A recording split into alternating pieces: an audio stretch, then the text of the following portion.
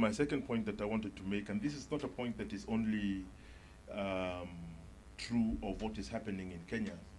I recently came from Nigeria, where I had a thoroughly enjoyable visit with a very vibrant media. You buy 10 newspapers,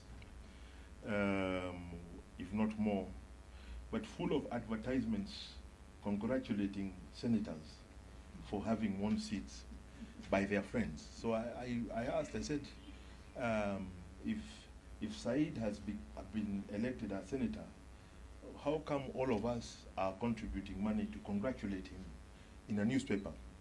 Now I was told that once he's in the big seat, he will have the opportunity to share. It will be our turn to eat, that's what to say. But something more insidious has been happening, which is what I describe as a convergence between commercial and political interests in the media around the world. And the flip side of this is the work of groups like WikiLeaks, whether you like them or not. But within mainstream media, we've seen a convergence between commercial and political interests that's extremely unhealthy. Ironically, this has been most evident in the West, with major media groups owning multi-platform media agencies in television, newsprint, radio, pay for TV, all owned by the same person with a particular political agenda. So the independence of the media has been undermined by that. I believe a similar convergence is taking place here and in other parts of Africa.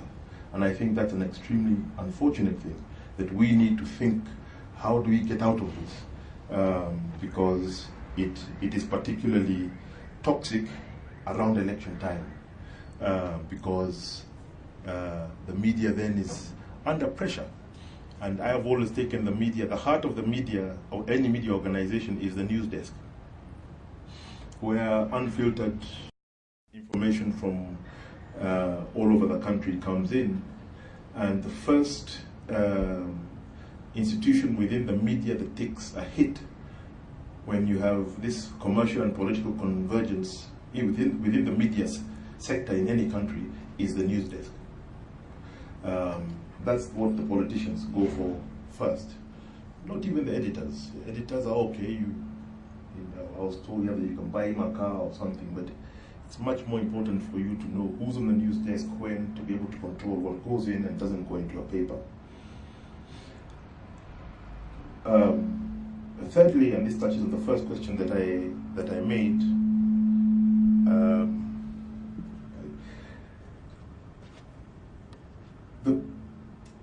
and this I ask exclusively in the African context.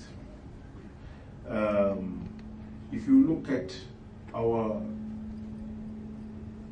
traditions of accountability across the continent of Africa,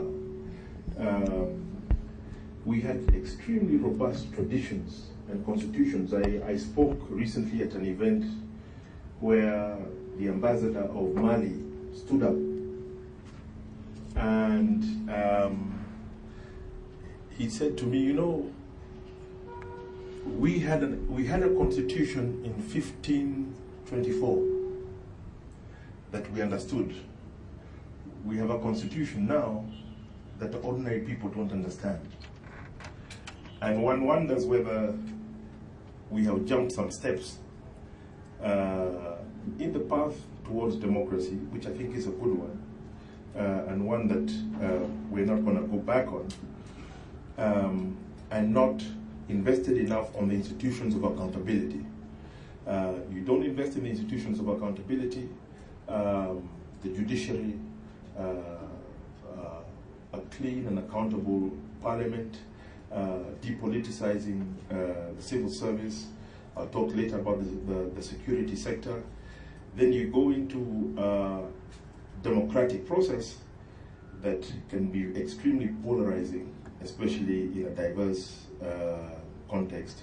the heterogeneity of our countries is basically a general factor. So it's a question I ask, did we jump a step? And how can we not go backwards, but repair what we may have left behind?